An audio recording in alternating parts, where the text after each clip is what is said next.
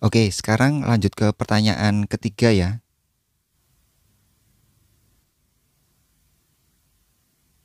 Dari Bang Hari Azhar, berarti si B1 tidak berguna dong. Nah, ini seru guys ya. Saya menjawab, CB1 bagi saya hanya setup bang, konfirmasi untuk entry. Analisa sesungguhnya pada market adalah menentukan bias arah harganya kemana. Ambil CB1 tanpa tahu bias arah harga akan sering terkecoh.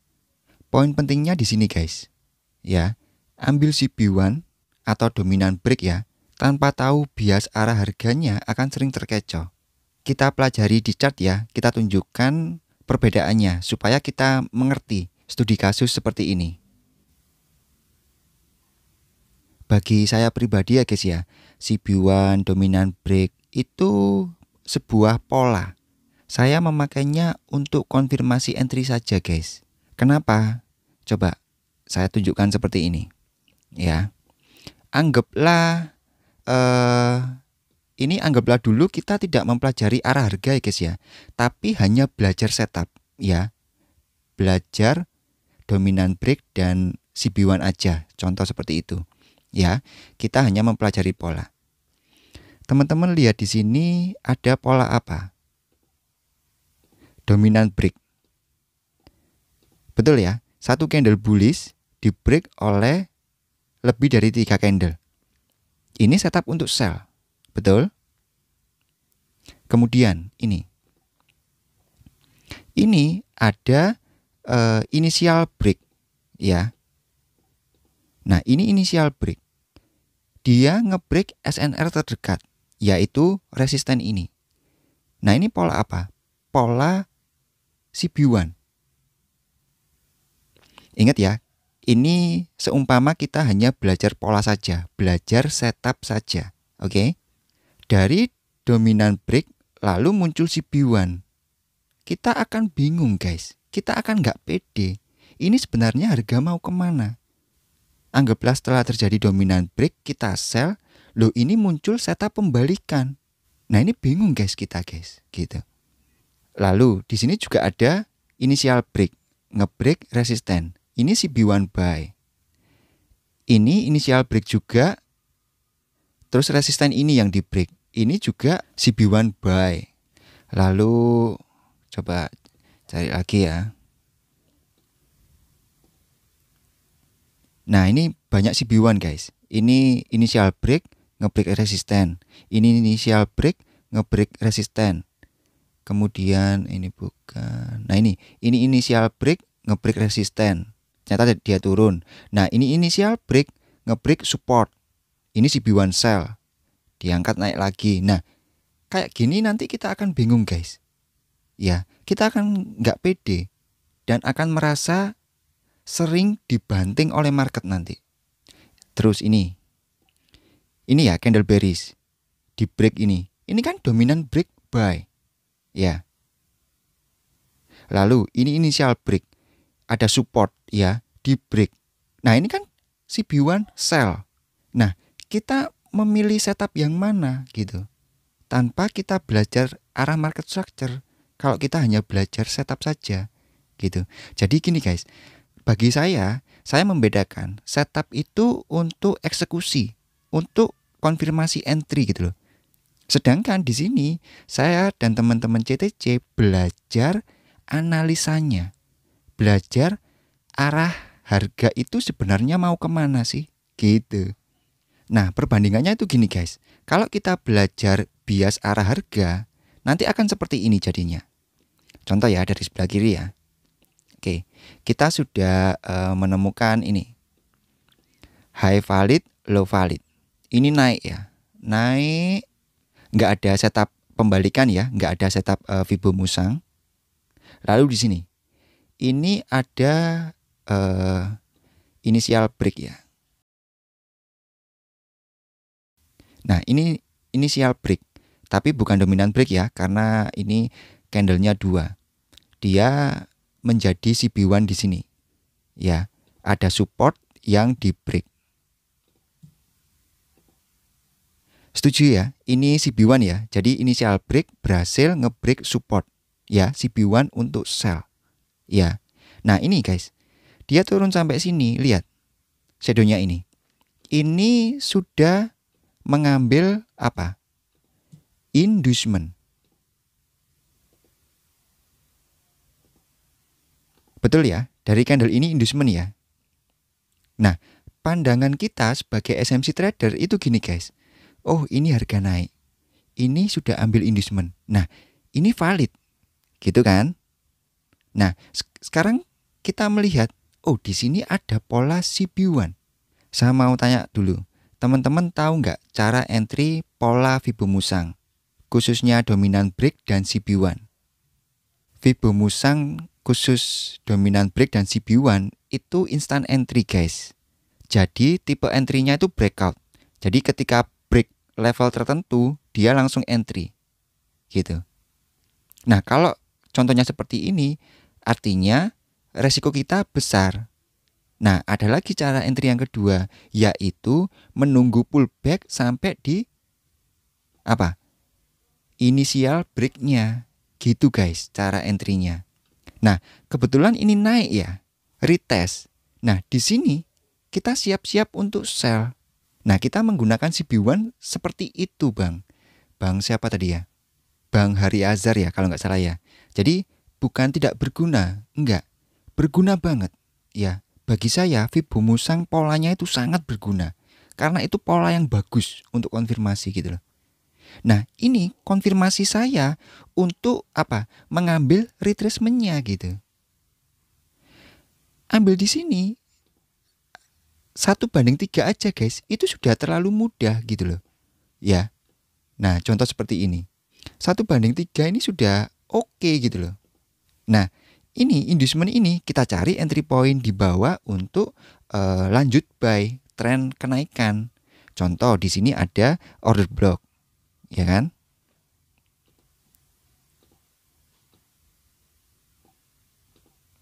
Ini contoh salah satu penggunaan pola Fibonacci di market structure yang kita pelajari ya guys ya.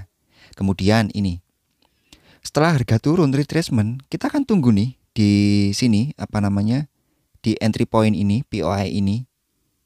Cara yang kedua, boleh kita konfirmasi entry di lower time frame, contoh di H1.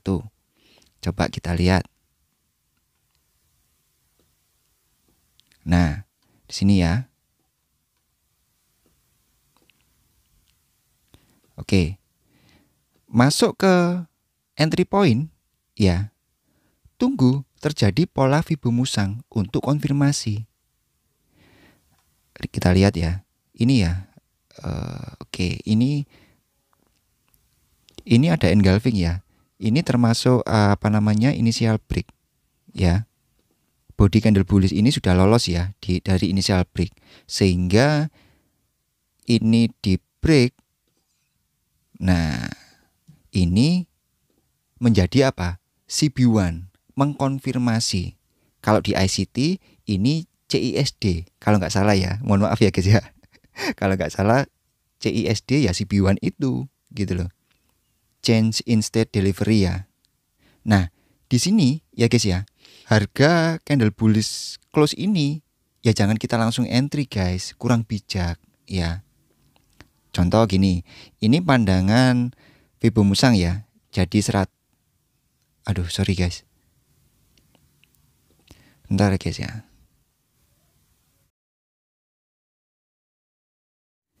Ini pandangan Fibonacci ya. Jadi kita pakai Fibonya seperti ini.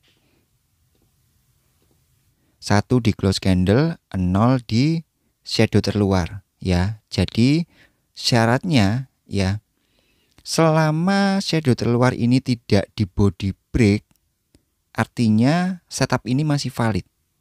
Kalau hanya di sweep aja, hold dulu gitu. Nah, kalau di body break baru cut loss. Nah, itu dasarnya seperti itu guys. Tapi ya kita harus meminimalkan resiko. Lebih baik tunggu pullback-nya. Memang terkadang juga dia tidak pullback, malah langsung terbang. Terkadang seperti itu. Nah, contoh kita ambil pullback-nya. Pakai aja initial break-nya ini sebagai entry point gitu. Ya. SL rasionalnya di mana? Tetap di low ini gitu. Jadi cara menggunakannya seperti itu Bang. Nah ini ya, lihat ya. Nah ini ya, tidak body close ya. Nah ya, tidak body close. Nah ini masih valid ya. Ini konfirmasinya sudah di sini. Dia masih istilahnya mengumpulkan kekuatan ya. Kemudian boom gitu. Nah ini pun berada di entry point kita ini loh. Yang belajar SMC ini loh. Ini kan entry pointnya ya. Nah ini kan ya entry pointnya. Jadi bukannya tidak berguna ya Bang ya untuk CB1 atau dominant break, tidak.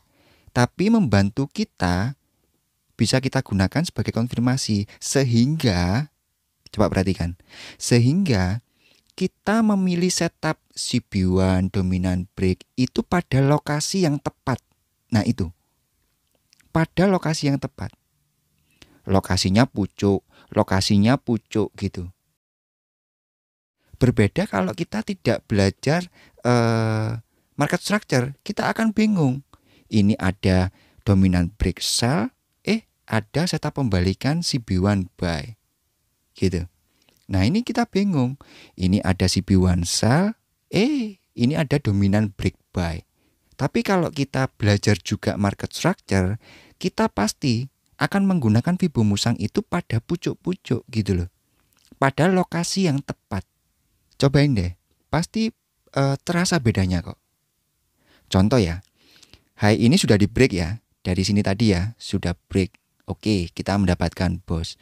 Sekarang kita ini mencari high valid, betul ya? Nah, di sini. Ini muncul apa? Dominan break sell.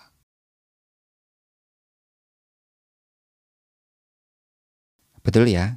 Anggaplah market sedang berada di candle bearish ini ya. Nah, kita mendeteksi ini inducement. Nah, seperti ini. Ini aja.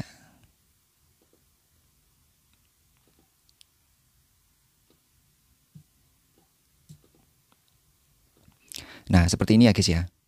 Nah, setelah candle close bearish ini, bagi yang jiwa factor bisa ambil. Kenapa? Karena ini setup 1A gitu. Kita ancang-ancang untuk sampai di inducement gitu guys. Bagi yang sudah nonton Masterpiece 2 pasti akan mengetahuinya. Oke, anggaplah ini turun ya. Kemudian ini pullback. Apakah ini masih valid setupnya? Masih bisa gitu loh. Contoh, di sini ada dominant break. Terus di dalamnya sini juga ada, anggaplah apa ya, SND juga. Di sini ada engulfing, ada apa ya, base mungkin ya teman-teman yang mengenal. Jadi ada base di dalam base. Nah kayak gitu, nggak apa-apa. Ini pullback di dalam base ya. Coba jika kita marking di sini.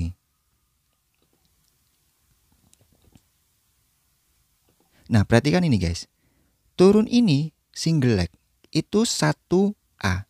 Nah ketika dia pullback, ini kita bisa bersiap-siap untuk 1B di dalam setup 7 Wonders. Nah ketika kenaikan ini, turunkan aja time frame-nya untuk mencari konfirmasi. Coba perhatikan ini. Nah ini.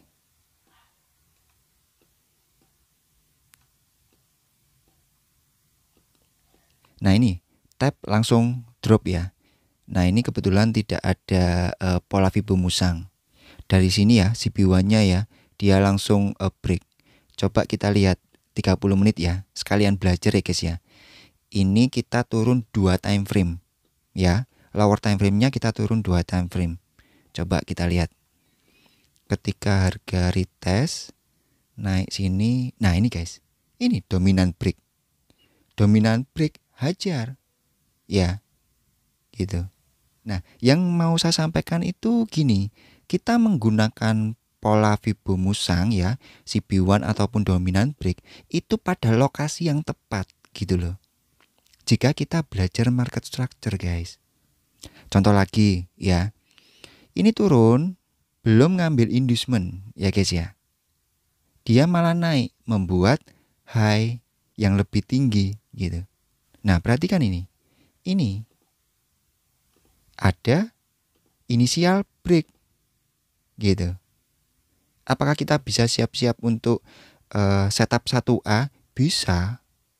Coba lihat. Di sini inducementnya ya. Dari high tertinggi ini, pullback terdekat ini ya. Coba perhatikan. Ini jadi apa ini? CB1. Betul ya? Candle bearish ini mengkonfirmasi ini pola CB1. Pullback, cari di lower time frame. Cari konfirmasi Fibo musangnya juga. Hajar. Bisa seperti itu. Tapi kita jangan lupa harus marking juga untuk siap-siap buy gitu. Jadi istilahnya kita belajar tektokan lah. Dancing with the market gitu. Jadi kita akan memilih setup dominant break CB1 itu pada lokasi yang tepat. Itu kuncinya guys.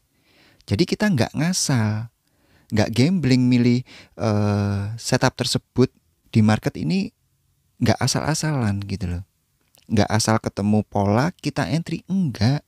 Kita dapat pola pada lokasi yang tepat gitu loh guys. Oke, ini mungkin contoh yang terakhir ya guys ya. Ini ya, high valid, low valid. Anggaplah kita bersiap-siap di sini ya. Ini ada ekstrim ini sudah yang paling bagus ya. Dia turun, ternyata dia membuat retracement yang membentuk pola struktur eksternal. Nah di sini kita siap-siap. Ya, coba.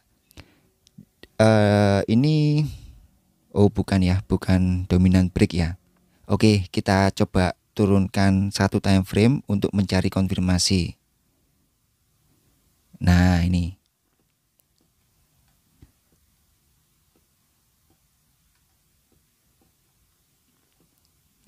Nah ini ya guys ya. Ini tadi entry point-nya. Perhatikan. Ini jadi apa? Jadi dominant break.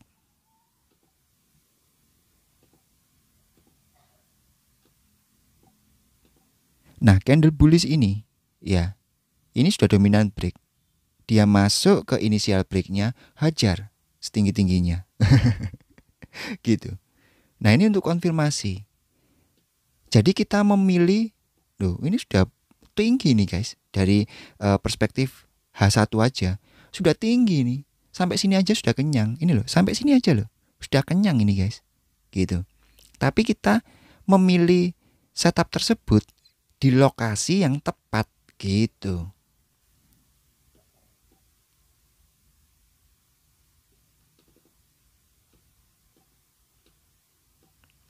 Oke, contoh dia naik sini, turun ke sini ya guys ya. Turun ke sini, kita nggak khawatir nih, karena kita sudah belajar market structure. Ini adalah entry point gitu loh. Walaupun dia retest, nggak masalah. Kita deteksi, oh ini ada demand misalkan, demandnya masih fresh misalkan. Yang penting apa? Ini jangan sampai di body break yang low valid ini gitu. Nah ini turun lagi. Nah ini bisa kita re-entry, istilahnya seperti itu. Contoh, turun lagi di lower time frame untuk mencari konfirmasi. Nah di sini ada nggak ya pola Fibo musang? Nah ini dominant break. Masuk ke entry point, ada konfirmasi, dominant break. Kita pakai, hajar gitu. Nah, ya kayak gitu ya. Loh, sampai ke angkasa. Nah gitu guys. Oke, coba lihat ini. Ini ya, ini sudah bos ya. Sebentar. Nah, ini sudah bos ini ya, eksternalnya. Jadi low validnya ya yang paling rendah. Nah, ini ya guys ya. Bentar. Nah, ini ya yang paling rendah. Nah, gini ya guys ya, kelihatan ya. Ini saya hapus dulu. Low, high, low. Nah, apakah ini valid? Coba kita cek. Pullback terdekat di mana? Nah, ini sudah pullback terdekat ini. Ini ya guys ya. Nah, ini adalah inducement ya, pullback terdekat. Nah, jadi di sini sudah valid high-nya gitu. Perhatikan ini. Ini ada apa? Dominan break. Ayo, sekarang kita gimana? Mau saya kasih sinyal? Tak jewer kalian. Nah, kayak gini. Biasnya gimana? Buy ya. Karena strukturnya bos ke atas ya. Biasnya buy. Tapi apakah kita bisa untuk membidik retracement? Bisa, tapi mati. Tapi nggak bisa. Bisa, tapi mati. Berarti nggak bisa. Bisa, Tapi mati. berarti nggak bisa. Ya bisa. Ayo coba pahami market structure. Bisa nggak kita membidik retracement di sini? Coba ini kasih premium diskon. Nah, ini equilibrium. Ini angka sakral. Ayo, sekarang ini gimana? Nah, ini kan H4. Nah, kita ambil scalping atau intraday di time frame ini berdasarkan perspektif struktur H4 itu bisa. Gitu loh. Nanti turun ke lower time frame untuk mencari konfirmasi. Gitu guys. Ya. Oke. Jadi jawaban untuk Bang Hari Azhar, CB1 apakah menjadi tidak berguna? Enggak ya Bang ya. CB1 dominan break setup apapun tetap berguna. Tapi kalau kita mempelajari market structure, bias arah harga, kita akan menggunakan setup tersebut di lokasi yang lebih tepat gitu. Jadi kita nggak asal-asalan memilih pola. Karena di setiap pergerakan itu bisa membentuk pola. Dan itu membuat kita bingung. Tapi dengan market structure, kita akan tahu pola tersebut akan baik digunakan di lokasi yang mana, lokasinya lebih tepat gitu. Oke, terima kasih bagi teman-teman yang sudah nonton sampai akhir ya. Semoga video ini bisa bermanfaat. Bisa dibantu like-nya juga ya guys ya. Oke, sampai jumpa di next video. Saya doakan teman-teman selalu sehat dan rezekinya banyak. Amin.